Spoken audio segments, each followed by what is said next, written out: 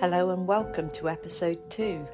This week in our latest dive into true crime, we are looking both back in time and closer to home as we explore the relationship between mental health, malingering and murder. As a content note, this episode is intended for adult audiences. As such, it does have some graphic references to crime scene details, so listener discretion is advised.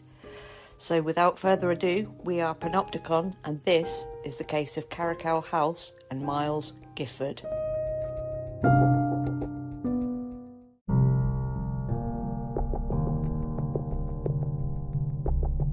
If you were to ask someone what they know of Cornwall, some of the things they might say would be the famed local cuisine, the pasty, or maybe even the world-famous historical mining industry. But undoubtedly one of Cornwall's most well-known features are the beautiful and striking beaches and coastline. From the surfing culture and white sandy beaches of the north coast to the spectacular views afforded by visiting the Minnoch Theatre or Tintagel Castle, Cornwall is known for its coast. The south coast of Cornwall differs quite drastically from the north coast. There are many smaller beaches and coves. The sea here is gentler than on the north coast, and sailing is more common than surfing. If you were to walk the coast path along St Austell Bay from Mevagissey to Foy, you'd come across many beaches, less busy perhaps, but equally as beautiful. You'll often see white sails out in the bay. Happening upon Porthpean Beach and its sailing club, the nearby golf course and the scattering of grand and well-maintained private houses that look over the beach, there is an air of exclusivity and luxury. It is here where our story begins.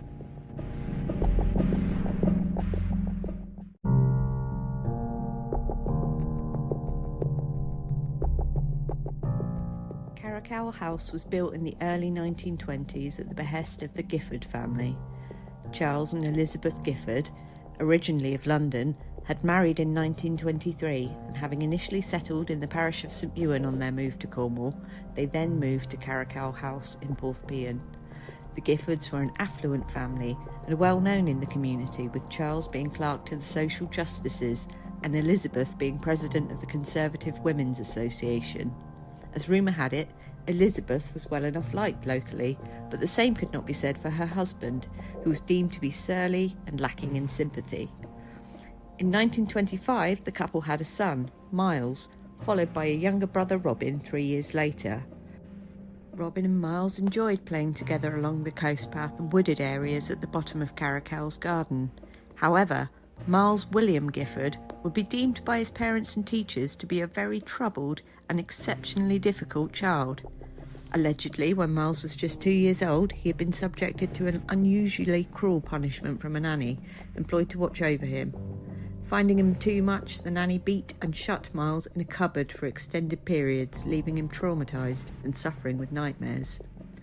After the abuse was discovered and the nanny dismissed, Miles did not seem to improve any.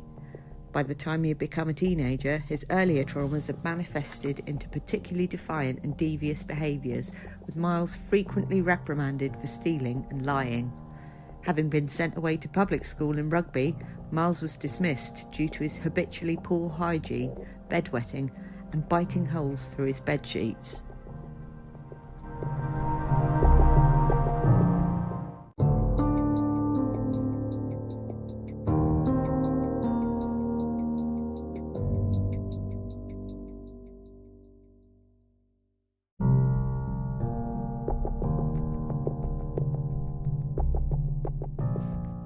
Returning home to Carrickowl, Miles was first seen by a psychiatrist at the age of 14, where he was diagnosed with both a psychopathic personality disorder and a rare form of schizophrenia.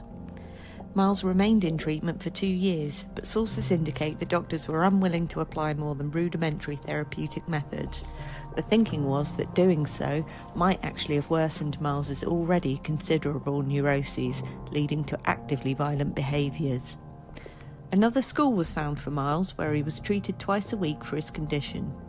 Dr. Roy Neville Craig, the psychiatrist treating Miles, had hope that given consistent care, Miles might escape further developmental issues and lead a normal life. Miles failed to flourish academically, but did well at sports, cricket in particular, later going on to play for the county. Miles's wish to become a professional cricketer was dismissed by his father, who preferred that Miles become a solicitor in keeping with the family tradition, and this was no doubt a sore point in their relationship. Miles was often heard drowning his sorrows and lamenting his father's attitude towards him down at the local pub, the Carrickowl Arms. By comparison, Miles's brother Robin was apparently never any bother to his parents or anyone for that matter, a fact that doubtless threw Miles's antics into an even less favourable light. Things started to look up for Miles when he attended national service. To everyone's surprise, he seemed to thrive under the stricter routines and conditions, becoming a confident, capable and reportedly well-mannered sailor. Miles opted not to stay in the Navy, however, and returned in 1947. Miles went through several jobs, none of them particularly well paid, and even did an unsuccessful stint in the family's solicitor's office, perhaps hoping to finally attain his father's approval. Unfortunately, Miles had taken to drinking excessively, the end result being that he lost all favour with his father, who then threw him out of the home, only resulting in Miles returning at a later date to burglarise the property when it was empty. This, as you can imagine, only deepened the rift between Miles and his parents. Elizabeth, Miles's mother, was more forgiving of her wayward son, and eventually persuaded Charles to allow him home.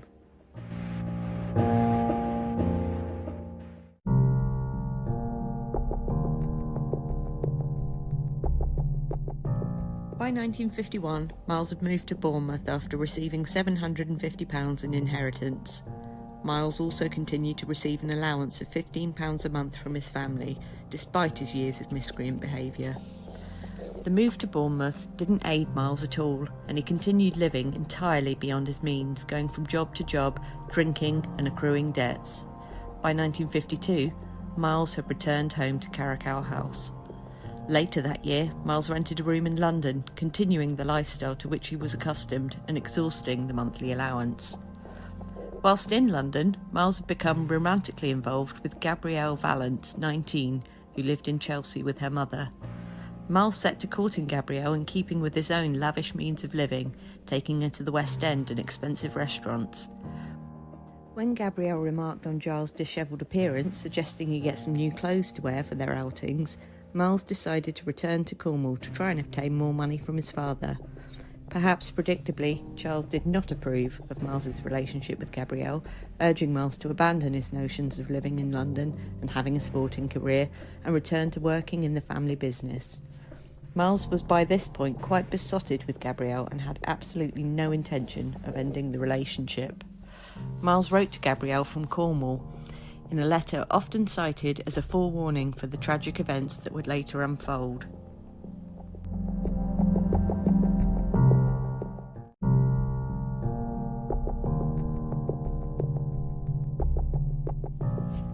I have had a terrible row with the old man, made worse by the fact that, as usual, he is right.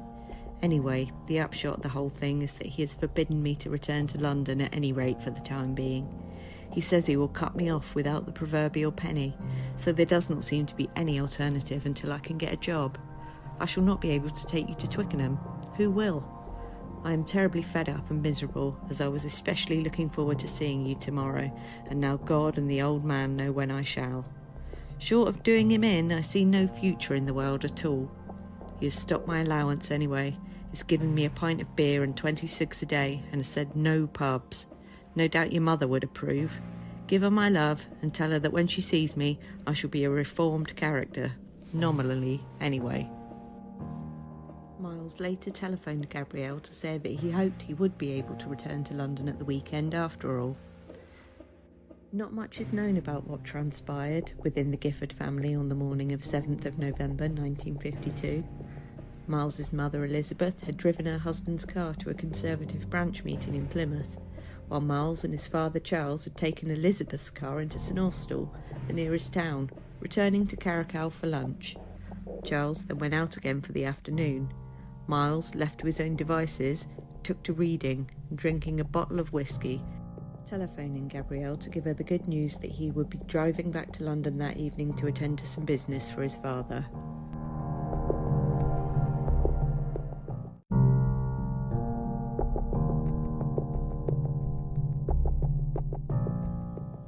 Around Around 2 hours later, Charles and Elizabeth returned to Carrickowl within minutes of each other, driving separate vehicles.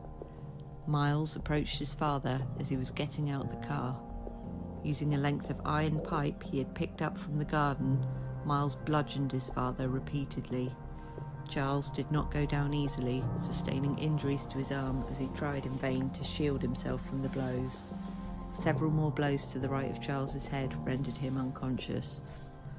Elizabeth, apparently oblivious to the horror unfolding on the driveway, had entered the house. Miles followed, again striking her from behind until she passed out. Telephoning Gabrielle once more, Miles confirmed he would indeed be coming to London. On returning to his father's vehicle, Charles was regaining consciousness. Miles struck him with the pipe yet again until he was dead.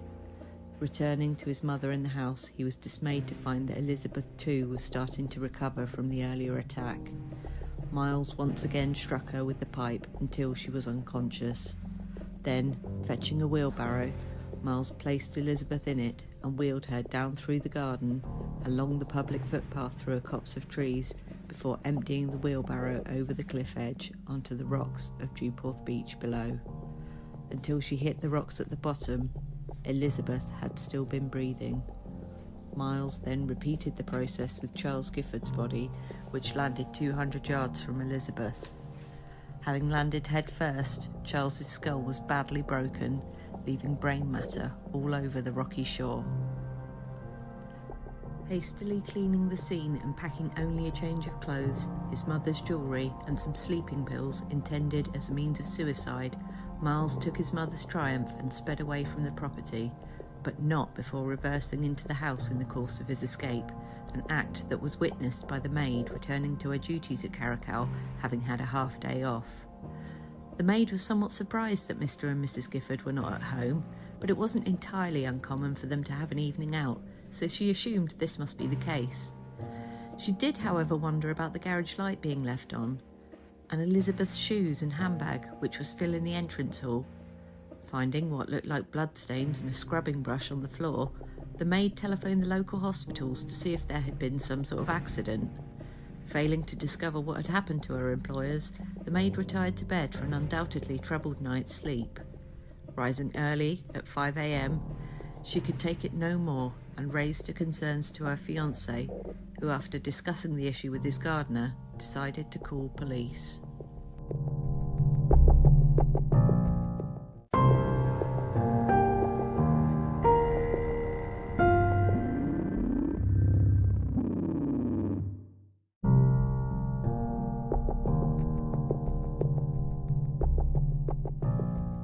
Meanwhile, Miles had driven to London, disposing of blood-stained clothing and the murder weapon on the way. Miles went so far as to pick up 2 hitchhikers, who later reported that, aside from his chain-smoking, he seemed a very good sort of chap.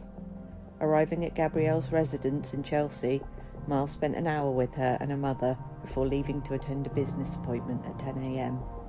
Miles actually went to Piccadilly Circus, where he managed to sell his mother's jewellery for £50. Later returning to meet Gabrielle and her mum, Miles took them to a showing of the Charlie Chaplin film, Limelight. Gabrielle's mother then returned home. Charles and Gabrielle continued their day, visiting the Star pub in Cheshire Mews, where Miles proposed to Gabrielle. Gabrielle accepted his proposal on the condition that Miles found gainful employment to support them and become independent from his family. Soon after, with the drinks continuing to flow, Miles confessed to Gabrielle that he had done something terrible. Gabrielle joked about him having stolen his father's car, but Miles confessed that he had murdered his parents and would no longer be able to see her. It's not clear how much alcohol had been consumed by either party at this point, but Gabrielle, whether through shock or inebriation, did not initially believe Miles, thinking it was a misguided drunken prank or designed to impress her. Miles later returned to his hotel, having booked in under the pseudonym of Gregory, asking Gabrielle to telephone him there the next morning. When the police arrived at Carrickowl, accompanied by a Dr. Hocking, said to be a family friend of the Giffords, it quickly became clear that something deeply troubling had occurred. A blood-stained handkerchief, tufts of hair and substantial blood staining on Charles Gifford's car were discovered, and a grisly picture of events began to emerge. Following these discoveries led those attending quite literally down the garden path. Yet more blood-stained items belonging to both Charles and Elizabeth were found. The trail ended at the cliff edge. On the beach below lay the body of a man, head dashed on the rocks and obviously deceased. The wheelbarrow that had transported him now lay on top of him.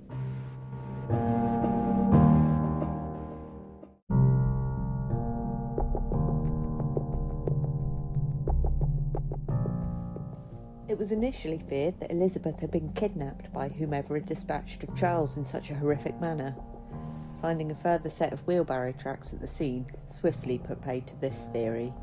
Elizabeth Giffard's body was discovered 200 yards from her husband Charles, her remains wedged head down between two rocks. An examination by Dr. Hocking found extensive injuries and bruising to the scalp caused by Elizabeth hitting the sharp rocks off the cliff during her fall. Her skull had split. Horrifyingly, Dr. Hocking determined that Elizabeth had still been alive at the time Giles tipped her over the edge. The impact of her head on the rocks had likely been the cause of death. There was only one likely suspect for the dreadful crime. An alert was issued and the missing car was tracked to Tite Street, the home of Gabrielle Vallance. By 11 p.m. on Saturday night, police had arrested Miles Giffard. Miles immediately confessed to what he had done, stating, "I wish to admit to everything with as little trouble as possible," further explaining that he had had a brainstorm, referring to having had some sort of mental health episode rather than a deliberate intent to murder. Miles Giffard was formally charged with murder and remanded in custody.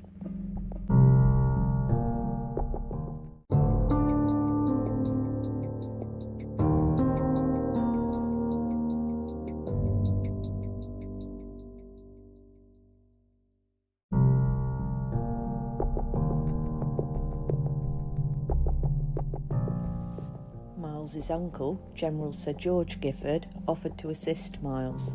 Local solicitor, Mr. W.G. Scone, was appointed to act on his behalf. The murder weapon, the iron pipe that Miles had used to bludgeon his parents and then discarded in a river on the way to London, was discovered after Miles disclosed its whereabouts to police. Whilst no blood or hair was discovered since it had been lying in running water for several days, there was found to be mud residue that could be matched to both the garden at Carrickowl and mud found on Charles Giffard's vehicle. Whilst the murders had no doubt been shocking to the local community of St Austell, there was also much talk of how Charles Giffard had not endeared himself to everyone who knew him over the years. Allegedly, there were even those in the police force that on hearing the news retorted, "Serves the bugger right."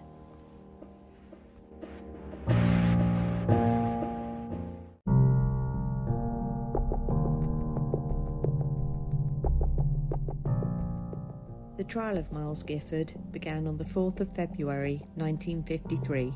The prosecution opened with Gabrielle Vallance as star witness, and perhaps the most damning evidence, Miles's letter to Gabrielle, where he lamented he saw no future short of doing him in with regards to his difficulties obtaining money from his father. This clearly indicated a level of premeditation, according to the prosecution. Also called as witnesses were George Alexander Key, Miles's housemaster during his brief spell at public school in Rugby. Key asserted that Miles was, quote, "not at all like other boys," a statement no doubt bolstered by the testimony of Miles's former childhood psychiatrist, Dr. Craig. Reference was made to Dr. Craig's letter to one Dr. John Hamilton Hood, the family GP, written in 1941. Speaking of Miles's treatment for troubling behaviours, Dr. Craig asserted, "We've got to go on if we are to save him from breaking down mentally as he reaches adolescence." Dr. Hood, on the other hand, had little sympathy for the defence's position that Miles Giffard was mentally impaired in any way, describing young Miles as, I quote, "an idle little waster," a view which Dr. Craig felt those in the psychiatric profession should not subscribe to. A stalemate of sorts ensued between the two medical professionals. Dr. Hood, the family GP, who had known him over 20 years, found there was nothing wrong with Miles outside of the shortcomings of his character and attitude. Dr. Craig, on the other hand, subscribed to the idea that Miles had long been disturbed. and it had only ever been a matter of time and circumstance before a catastrophic mental breakdown was experienced. A third doctor, psychiatrist Arthur Picton Rossiter Lewis, had visited Miles on 3 occasions in prison. Dr. Lewis testified that his professional opinion was that it was possible Miles suffered from a psychiatric condition at the time of the murders, a particular form of schizophrenia, as Dr. Craig had determined.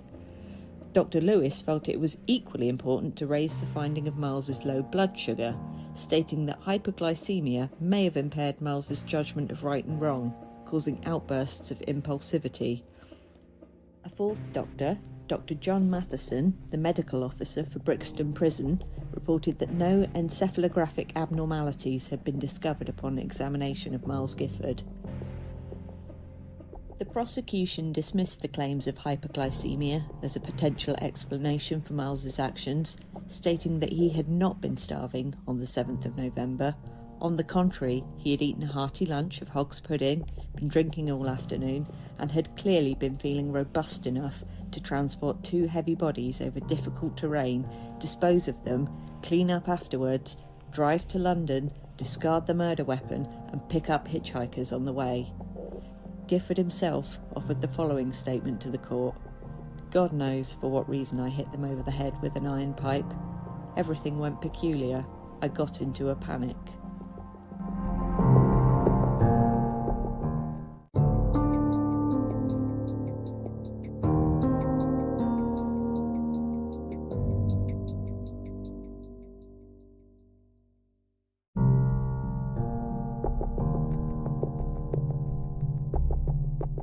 Things did not look good for Miles Giffard.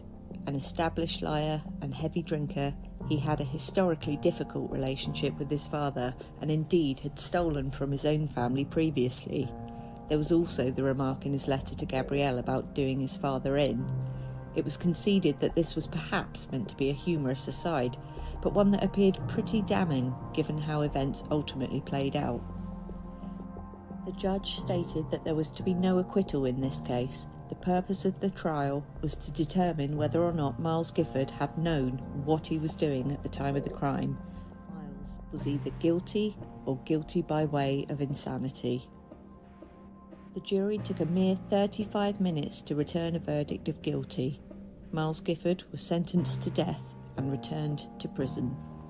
On the 22nd of February, solicitors acting for Miles launched an appeal, financed by his uncle, which challenged the unanimous verdict of the jury. The claim was that a juror had written to the Home Secretary stating that the non-unanimous verdict had not been conveyed to Mr. Justice Oliver due to a misunderstanding. The appeal also heard from Miles's former headmaster, who reiterated that Miles had indeed displayed a disturbed mind throughout his youth. The Home Secretary was deemed to have considered all aspects of the case and to have decided a reprieve was not warranted. Miles Giffard's appeal was dismissed. On the 24th of February 1953, Miles Giffard was hanged at Horfield Prison.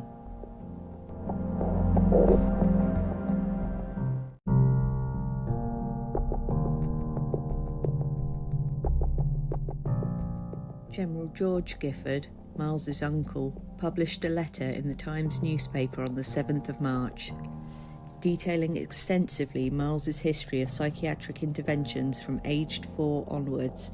He wrote, "It is impossible for any ordinary human being to know how the mind of another is working.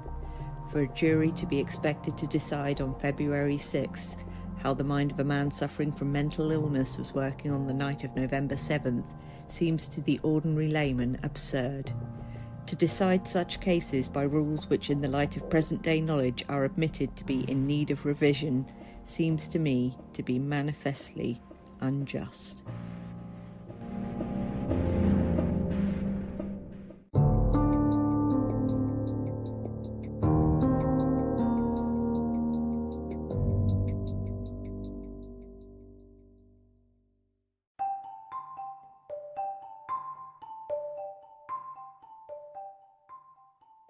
And it's recording. We are now live. No test. We are now live. Excellent. Okay. Okay, so that was the case of Miles Giffard. What do we think of that? Well, being from Cornwall myself, I find that particularly interesting. Yeah. Sorry, I feel like we're going to have lag problems again. So if it sounds like we're talking over each other, we really are not. It's just we don't have the perfect setup yet. Yeah. I think it was possibly, I'm trying to think now when I first heard about it, I think it would have been my dad that told me about it. And I think I sort of credit it a little bit, this case, with sort of my interest in true crime, sort of as a spooky child. My dad just sort of telling me the grim and grisly story of the murder house down at Porthpean. But much of my research for this episode I found in a really excellent book. It's called Cornish Murders, and I think it's part of a true crime series. I think it's the Sutton True Crime History series. It's Cornish Murders, and it's a book by John van der Kiest and Nicholas Sly. So much of my research comes from that book. It's really excellent. I think there is a second book as well, which is called More Cornish Murders, which I do have. But if it's something that interests you, definitely check that one out. We will link to it in the podcast notes, so have a look at that. Discussion points for this one. There's a lot going on, isn't there? It's a very sort of like busy case, as it were.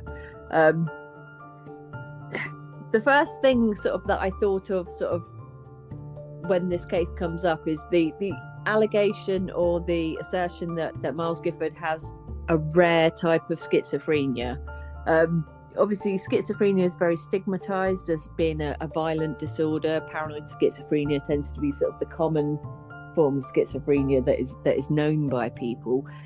It's actually not true that people who suffer from schizophrenia are prone to being violent. I think it's statistically it's been proven that they're a lot more likely to be victims of crime than commit crimes themselves. But I think generally sort of the world has moved on a little bit in that these days we are a lot better with discussing sort of mental health, well-being, issues like that. But I think there still does remain a particular sort of stigma about illnesses that involve sort of psychosis, schizophrenia, bipolar, anything that involves sort of psychosis and psychotic episodes. I don't think that's as well accepted in society or as well understood as perhaps depression and anxiety these days are very much talked about.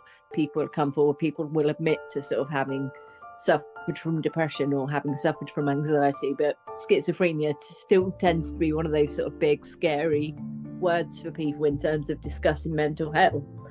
That was definitely down in as one of my sort of talking points, and the fact that he's in the trial in particular as well, it said that he's got this rare type of schizophrenia, but it never actually sort of specifies what rare type it is.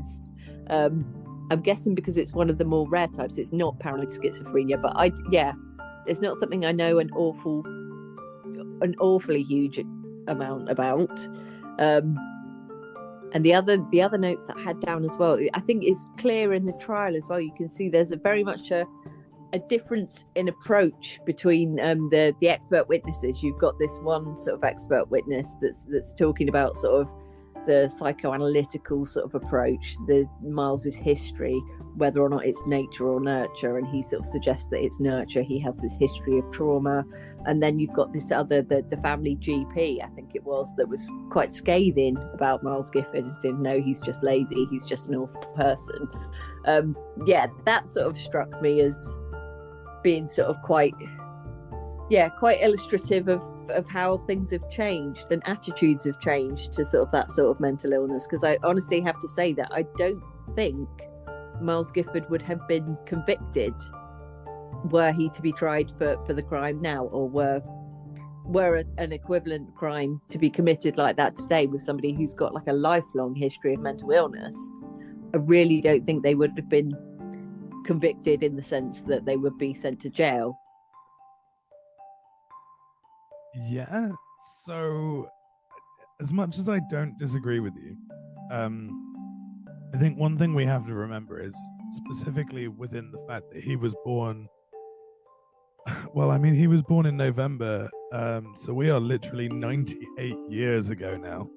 Um, Yeah. I think one thing that's really relevant is when it comes to mental health in children, and particularly in male children as well, there tends to be this kind of blanket term. And I have found within other cases that I've researched that typically things like this will just be, oh, it's a rare neurological disease, a rare psychological disease. But nobody really actually looks into it. And one thing I'd be curious to sort of, I want to say look at as well, but again, it's difficult because this was nearly 100 years ago. But I'm wondering whether the anger that he showed towards his mother in particular in the main event, so to speak, actually comes from resentment towards the nanny that actually put him through all of this abuse. Because we can understand why he has issues with his dad, and he feels like he has an entitlement to this money and this lifestyle, and it kind of all makes sense from that point of view. But I'm wondering, Yeah. without the without the mental health diagnosis, I'm wondering whether there was an element of pure resentment to a strong sort of female figure based on the abuse he was put through as a child.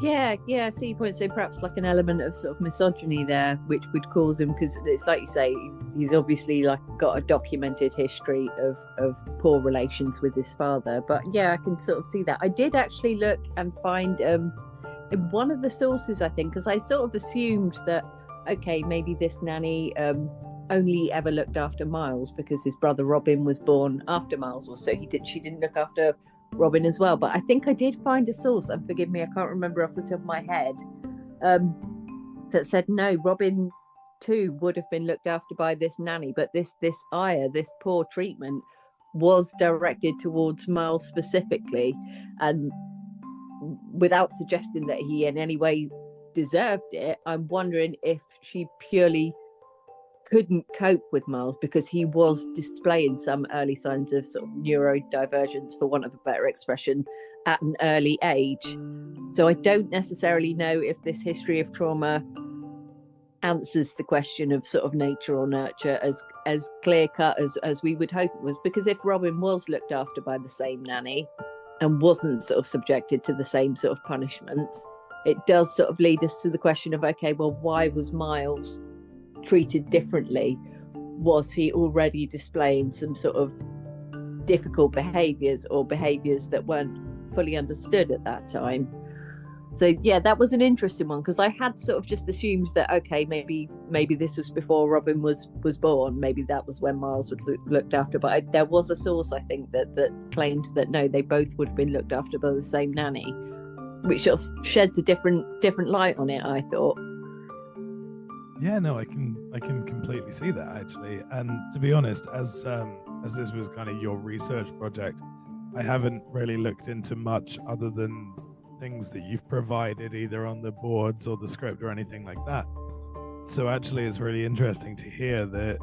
I vaguely remember you mentioning this when we talked about this previously, but it's really interesting to hear this sort of side note where maybe the nanny did treat the two brothers differently, and it would be interesting to explore why. So I completely kind of completely agree with you there. That's a really interesting point. Yeah, I think that the way the trial plays out as well with the expert witnesses, I found that sort of like quite interesting to look at, because you've got sort of all these various sort of expert witnesses coming from particular sort of schools of thought or particular approaches to sort of to mental health, and again this doctor comes in, he goes down like the low blood sugar route, which is an insult to diabetics everywhere. I mean, I know we all get cross, like if we've not had a biscuit or whatever it is, but yeah, to suggest that he genuinely does seem to sort of labour the point in the trial that, oh, Miles Giffard may well have committed these murders because he was suffering from hypoglycemia, he was suffering from low blood sugar, which is an affront to diabetics everywhere, I think. I mean, and yeah, quite peculiar. we've all been sat at their table thinking, do you know what? I'm going to kill somebody if they don't bring out some bread in the next 5 minutes. But I don't think it's fair to kind of say, well, actually, maybe the kid needed some sugar, or that just sounds like the absolute detrimental, just detrimental is the wrong word. That sounds like the absolute epitome of medical negligence. Oh yeah, this kid needs some sugar. Like what? Yeah, it sort of illustrates to me, like, I mean, I'm bringing out my A-level psychology from what I can remember of it. There's two very different models going on here. You've got like a very, very medical, physical model of, okay, what are the circumstances medically with this man that might cause him to commit these acts? And he's going, it could be low blood sugar, that could have affected his schizophrenia. And again, I by no means am any expert on schizophrenia, but I wasn't aware that there was any particular connection with low blood sugar. And then you've got this the psychiatrist that treated him as a child, who sort of goes into the history of it, and it's very nurture sort of theory based. It's sort of like, okay, this is the product of environment, this is because he suffered this specific trauma, and they sort of seem to go sort of head to head, like in the trial, even though I think they're both sort of arguing on the same side. But yeah, and then there's the family GP who's just like, no, he's just thought, what did he call him, an idle little waster? It's just like, no, he's just a piece of work, and he's just been dining out on the fact that he's a troubled youth for God knows how long. Yeah, it's pretty bad. I'm actually kind of surprised that they didn't throw out loads of other crazy diagnoses. Like, even if they went down the phrenology route, where they were like, you know, getting a God, what are they called when they measure the circumference of something? Like checking the size and shape of his cranium just to make sure that he's not a psychopath. Like, this really does seem like rudimentary science and rudimentary psychology that has kind of just steamrolled through the courtroom, if that makes sense. Like, it seems just ridiculous that they even went to these conclusions. I think that the court case in particular, and of course the most damning piece of evidence is the letter, sort of, is that, and I think perhaps that's why he was found guilty, is that sort of is to an extent either a very unfortunate joke, or it is evidence of premeditation. The fact that he's written this letter to Gabrielle saying, oh, in short of doing him in, I see no future. Like, that does sort of suggest that he was frustrated to the point that he was considering that. Or it was just like a, sort of poor sense of humour. But he did go on and actually do it, so... I do have a side note question there, though. Do you think that was premeditation, or do you think that was a self-fulfilling prophecy? Was it kind of a joke that then became reality, or was it kind of a warped, almost pre-confession? I don't know. I think if nothing else, it illustrates sort of like the nature of the relationship with his dad, which was obviously troubling and difficult, that he would make sort of like jokes like that. It's difficult to say, isn't it? It's I'm not really sure, quite frankly. I don't think anybody ever will be, but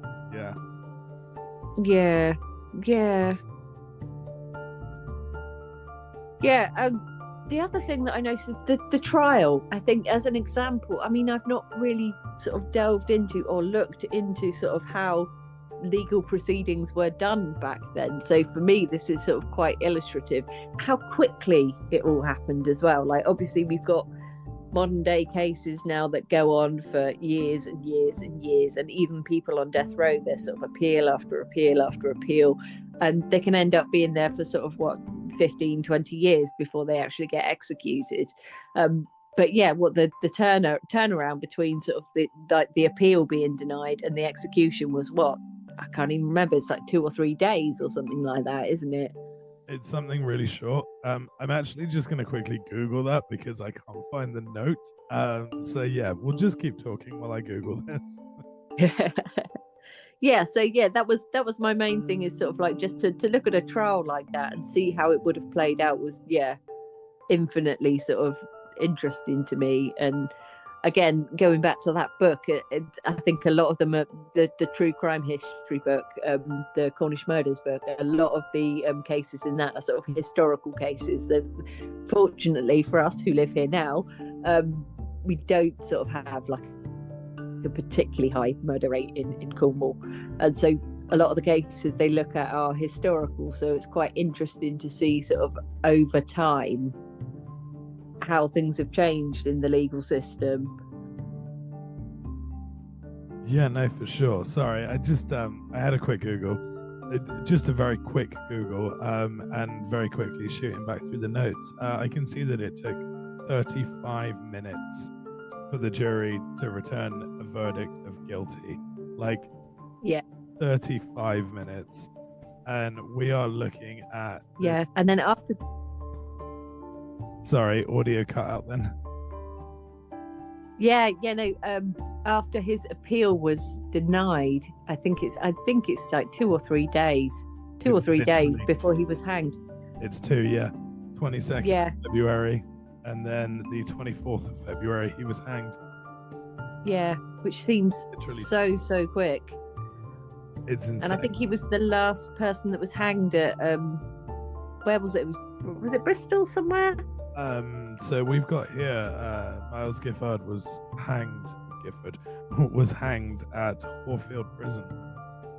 Yeah, so the last person to be hanged there as well. It's unbelievable really. And I think his uncle's statement that he put out afterwards, and again the fact that that's his uncle, that's presumably his father's brother, who has financially sort of supported Miles through the trial, and then puts this statement out afterwards, which is quite progressive, I think, for the time, sort of, and does say, look, so this is somebody with a history of severe mental illness going back to childhood, and it's not right that they should be hanged for this.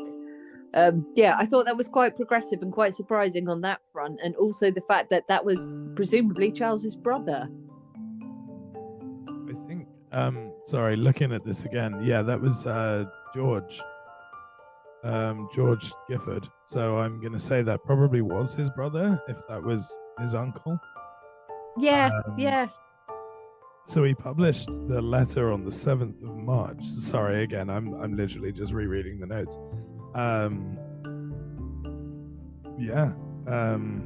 That's crazy. I don't know. It's speculation, but I don't know if that's sort of like a reflection on the man Charles Giffard was. I mean, obviously nobody deserves to be bludgeoned to death and then chucked over a cliff, but it does surprise me perhaps that his own brother was willing to financially support and very publicly sort of speak out on behalf of the person that has actually murdered him. I don't know if that reflects on Charles Giffard's character at all, or if George Giffard was just a particularly forgiving and understanding progressive thinker. That I think that's a difficult one, because allegedly Charles Giffard was not a very nice man. Again, speculation, alleged. None of this is, it's speculation. But I've seen, read, heard many things that suggest that he wasn't massively well liked within the community, and I think there's potentially an element of sibling rivalry that kind of manifested over years and years of psychological abuse. If he was a really not nice man, again, speculation, we just don't know. What else did I have in my notes here? The house itself, Carrickowl. Now, it was actually renamed in later years, and there is an article on the Daily Mail website. There is an advert for the property, marketing it as a luxury property. Completely fails to mention at all the history of what happened in the house. I'm just going to sort of look up that article now. And maybe read a few bits. Clifftop Cornwall home that lies next door to a golf course and near the historic port where BBC's Poldark is filmed, while boasting a heated swimming pool, games room and terrace, goes on the market for 1.85 million. They've got loads in it, and it is undoubtedly a beautiful house. It's a lovely house. I would love to own a house like that. But the fact that there's this sort of puff piece that's sort of trying to sell this property, and it just does not once mention the fact that horrendous murders were committed there. I found sort of quite peculiar in a way. I mean, do we know? I mean, do they? I've got a feeling like I've seen things like in America with, what do they call it over there, like real estate and stuff. I'm sure they have to sort of disclose if something like that has happened in a property before they try and sell it. I don't know. It's a very strange article. Again, we can link to this in the podcast, so you can go and have a look. Link, yeah. It's peculiar to sort of see this beautiful property and then just not mention. It's a bit of an elephant in the room throughout the whole thing, really. I wonder if they'd argue that the murder didn't actually take place in the house, because the police report stated that both people died either on impact or from suffering on the beach. I wonder if that's how they kind of got around it, some sort of weird technical loophole, so they didn't have maybe. But you'd think, I mean, they're going to find out at some point. They're going to find out. They've bought the house. The people that sold it don't care anymore. Yeah. I mean, I think the crime was still sort of committed there, regardless of whether or not on some sort of technicality. It was like, oh, well, that was down the path. Don't worry about that. Nothing to do with this beautiful house. We should have called this episode Down the Path. That would have been amazing. But so go and have a look at that article, see what you think of the property. Let us know, would you be happy to live in a house like that? I don't know. I think I could probably cope. It really is a beautiful house, and I'm not easily squeamish. I mean, I was going to ask you the question, but you answered it, so I'll answer it. I've always talked about this. Maybe it's my ridiculous dark mind, but I actually don't think I would mind living in a murder house, a haunted house, anything like that, as long as I wasn't ridiculously overcharged, like overcharged. Yeah. Well, this is the thing. Yeah, I think it's a bit of a trope, isn't it? Like, couple moves. It's like the start of a horror film. Like, couple moves into sort of like amazing but slightly run-down mansion that they could only afford because sort of like there were serial murders sort of within the property. Exactly. Generic horror movie A, B, and C. I love all three of them. Yeah. They don't seem to have knocked much off the price, though. I mean, maybe I don't know. I'm not in the market for a property of that value, so maybe I'm just not looking. Yeah, maybe I'm just not looking in the right places. But any other talking points you can think of? One talking point that I had. So he confesses to Gabrielle. He confesses to her at the pub. He says, "I have murdered my mum and dad. How awful." She doesn't believe him. Now, it's not clear how much everyone had to drink at that point. You'd think it would have to be quite a lot for you to be like, yes. Yeah, be like, maybe he's not done that. I don't know. Or I mean, was he the sort of person that was prone to sort of telling tall tales and sort of playing pranks on her and joking? And because I think that's what she said. She sort of thought he was joking or didn't believe him for some reason. Or maybe she just couldn't process it. Maybe she was just like, I can't believe this of him. He's just trying to wind me up. I mean, we do know from earlier on in the story here that he has a propensity for lying. And, so that I think that is a trope that kind of carries forward through the whole thing here. I think quite a lot of what he told her is probably up for debate on its validity. Yeah. I mean, he has sort of like, he's been living this lifestyle, hasn't he? He's been keeping up appearances to a certain extent. So for him to then just be like, oh yeah, by the way, I've done something terrible.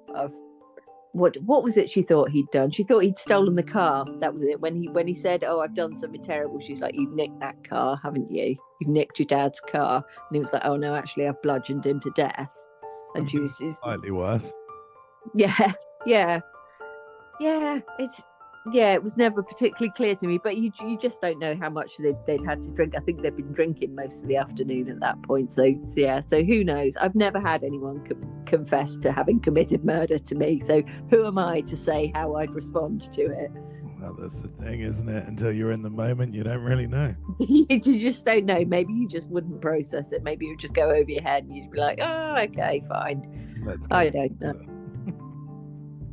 Yeah, any other questions or any other talking points that we can? I think that's sort of most of my talking points there. Anything that you sort of wanted to observe about the case? It is a fantastic case, and it's a lovely bit of coast path as well. I think it's a place that I've sort of walked along. We used to go and hang around there when I was sort of a teenager. When I was a wayward teenager, we'd go and hang out on the coast path and smoke cigarettes and drink beers and things like that. So it was, yeah, it's very much sort of a place of my youth, and it's not particularly spooky until you know what's happened there. Once you know what's happened there, because the coast path from Porthapian Beach just takes you up the steps along the coast path, and once you know, you're like, oh wow, I'm like literally walking.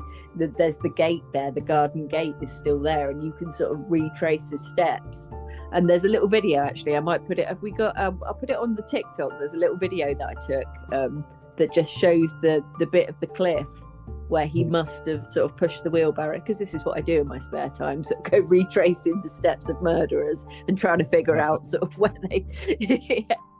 We do also have a YouTube which is kind of live at the moment, but is about to be made very live. And following on what you said just before we finish, I think this would be a great time to mention we actually plan on going to the scene of this very unfortunate event, and we're probably going to do a little bit of a walk and talk around there, maybe a bit of description, and probably just go over parts of this case again while pointing out that these things happen in these particular areas. You will be able to find some of that, as we just mentioned, on the TikTok. There will be links within this episode description for all of our social medias. That includes the Facebook, the Twitter, the TikTok, and the YouTube. And there will be a lot more in the way of visual content coming up very soon. And I personally think that is where I'm happy to be, in the sort of visual media part of that. No, that sounds good to me. I'm very much up for a spooky walk around. What did I want to say as well? I'm interested to hear from our listeners as well. If you are local, because I've spoken to people about this, and obviously I'm from St Austell, born and bred, for my sins.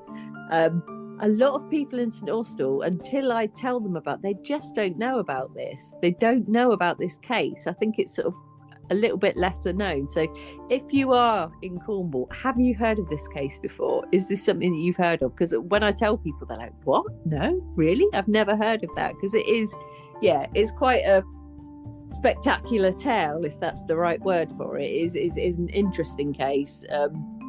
And we don't often sort of, thankfully, have these sorts of things occur down here.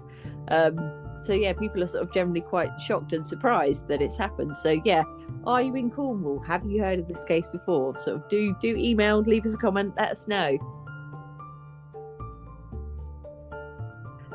Okay, well, that is it from me, and that was for the case of Miles Giffard. So any feedback, much appreciated. Let us know if you've enjoyed the case, and let us know if there's any particular cases local to you that you'd like us to cover. Well, there you go, you've heard it. So we are Panopticon, and as said, let us know if you want to get involved in any suggestions coming up on cases that we should do, anything you want to hear, any content you want moving forward. We are more than happy to take any suggestions on board. I'm not guaranteeing we'll do it. We'll take them on board. But for now, we have been Panopticon. Thank you guys. Take care and good night. Good night.